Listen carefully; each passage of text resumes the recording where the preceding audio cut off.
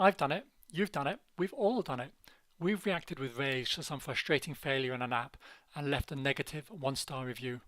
It's a different experience though. When you're on the receiving ends of these kind of reviews, trying to not immediately respond to the review with the same flash of anger takes experience, detachment, and maturity, all things I wish I had more of.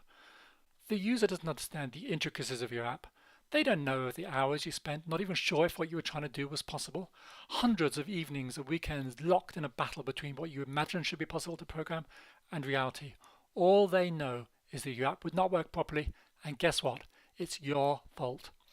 I'm sure that some people get a feeling of release, letting go of the anger by leaving a one-star review. It'll hurt the developer and makes the person leaving the review feel a little less upset. And you know what? They're right. As an app developer, when you receive a one-star review, it does hurt. It does make you feel bad. And if you're not careful, you'll respond to the review in kind immediately. Now, it's tempting to think that the people that are reacting with vitriol to a $1.99 app are kind of getting things out of perspective. It's only $2 after all, the price of a cup of coffee.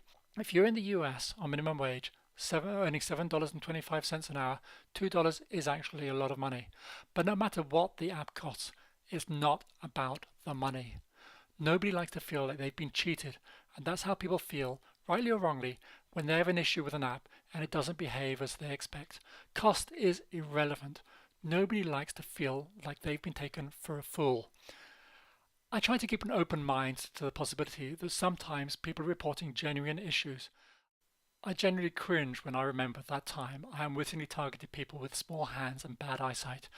A code displayed to log into Amazon on the watch wasn't visible if you had a small watch with the font set to large and I hadn't tested properly. Then there are the people that genuinely need your app. In my case, the visually impaired or people with mobility issues. I did an appallingly, embarrassingly bad job in the first version of my app in supporting people who were visually impaired. It's kind of obvious with hindsight that I should have realized that an Alexa implementation for watches, phones, tablets, and computers might be useful to the visually impaired. No matter whether the person leaving the review has found a bug in the app or if they simply don't understand how software works, my approach to App Store reviews is to try to be polite, kind, and really empathize with the person, especially if it's clear that they're clueless and blaming you unfairly. I found that the passionately negative person, if reacted to with sympathy and a genuine willingness to help, can become your most passionate advocate, and you can flip a person from hating to really supporting your app if you show them that you're willing to work with them and that you're listening and that you're trying to address their issues.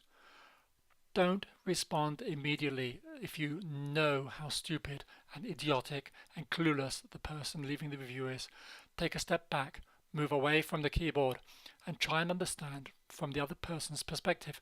Try and understand where they're coming from and leave a helpful response, assuming the best possible interpretation of their review. Don't forget, after all, you're doing this for fun. Don't bring them down. Don't spread the hate.